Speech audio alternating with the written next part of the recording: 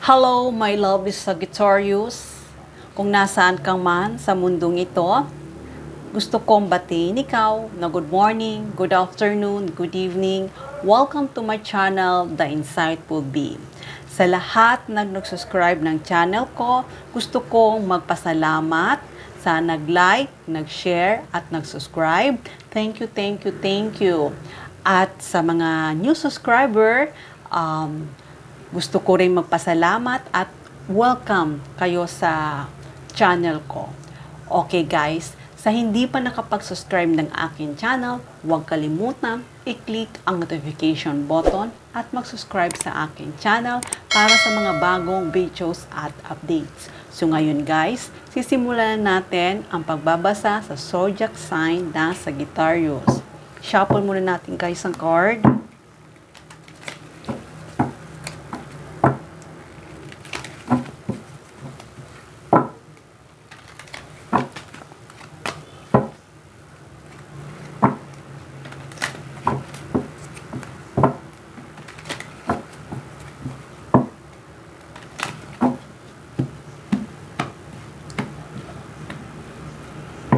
Okay, Sagittarius.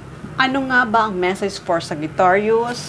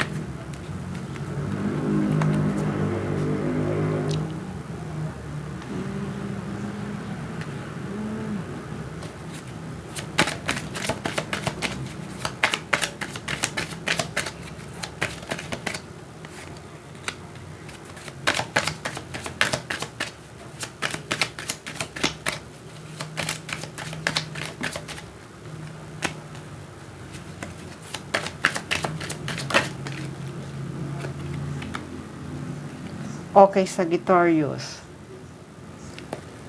Nakikita ko ay magkakaroon ka ng happy family,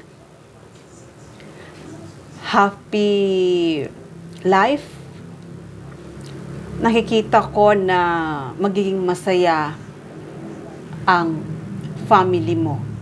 At hindi lang yon, yung bubuuhin mong pamilya ay magiging masaya kayo. Isang blessing to, yung bubuuhin mong pamilya.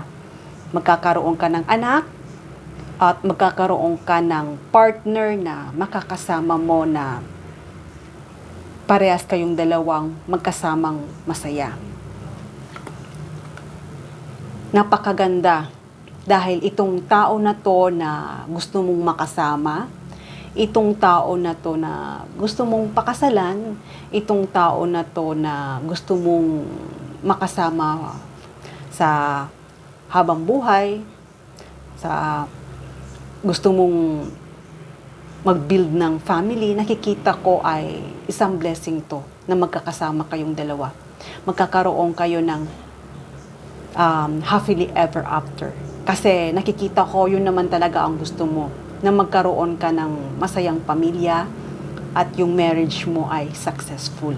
Nakikita ko na itong gusto mong pinaplano mo na magkaroon ka ng pamilya ay magkakaroon ng katuparan, na magkakaroon ka ng masayang pamilya. Kaya kung sino man iniisip mo na gusto mong makasama at magkaroon ng pamilya, nakikita ko ay makakasama mo siya at magiging masaya kayong parehas na dalawa.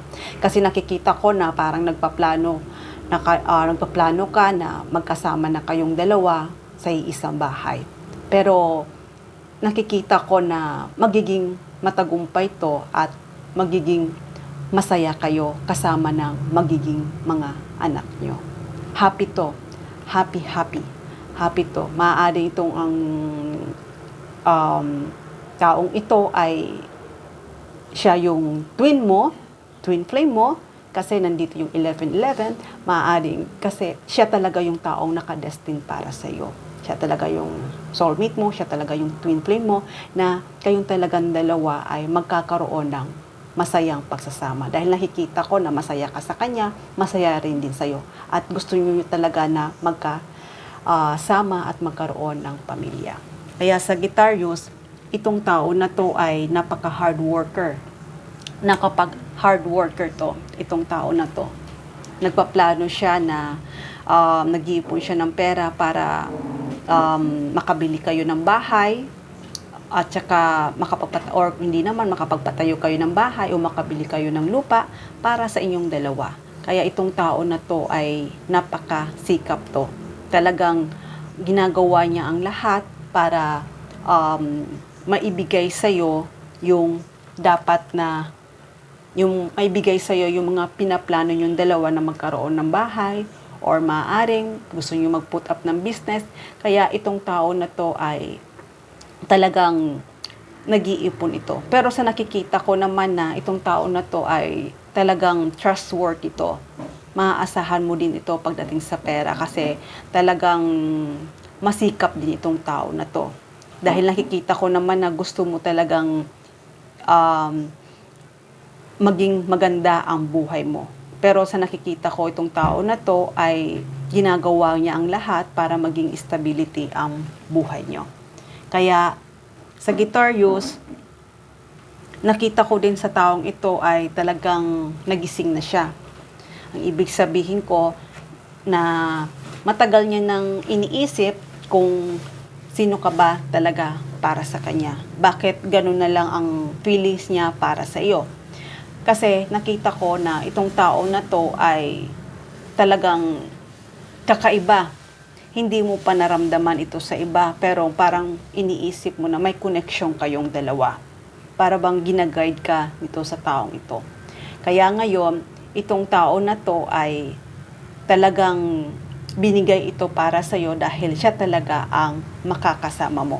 Kaya kung ano man yung past na pagdaanan nyo, kung ano man yung trials na pagdaanan yung dalawa, ay alam ko na ma-overcome nyo yun.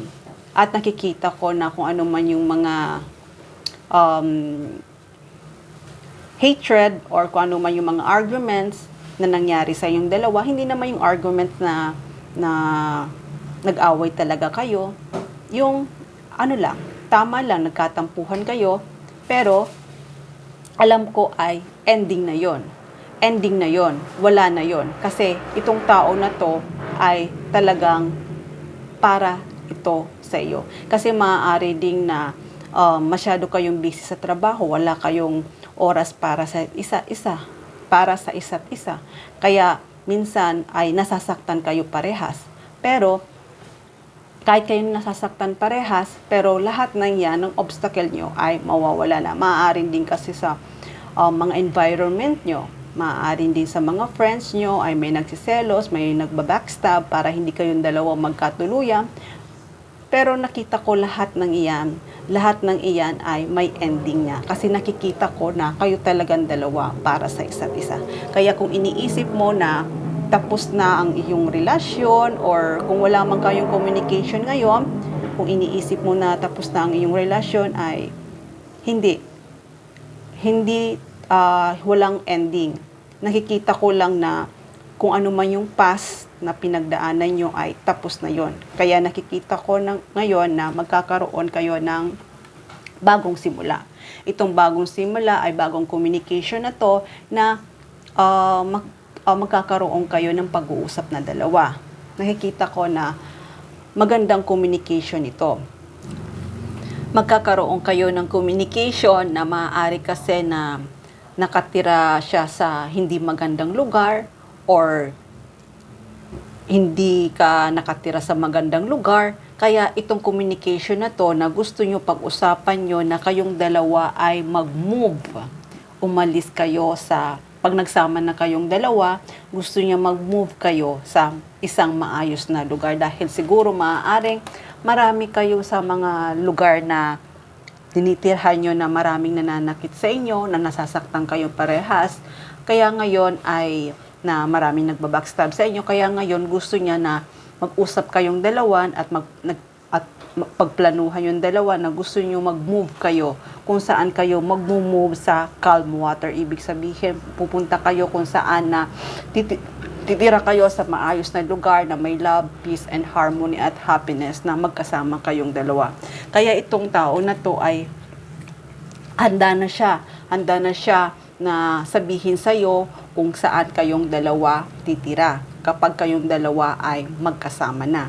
Nag-search din siya kung saan ba talaga magandang tumira. Maaari itong tao na to ay nag-search din ng mga bahay, nag-search ng kung saan kayo bibili at pagtatayuan yun yung bahay nyo, kung saan siya bibili at kung anong bahay ang bibili niya o kung saan siya makakabili ng bahay. Kaya Sagittarius, itong tao na to ay gusto niya na mag-usap kayong dalawa at nag-search siya, nagpaplano siya na kung saan kayong dalawa mag-move ng after na kayong dalawa ay magkasama na.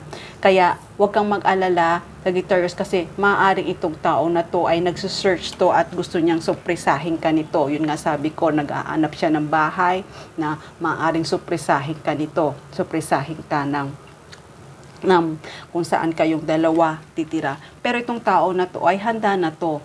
Kung ano man yung mga pagdesisyon nyo na magkasama kayong dalawa, ay ready naman siya. Ready naman siya mag-leap of faith. Kasi itong tao na to ay mahal na mahal ka niya.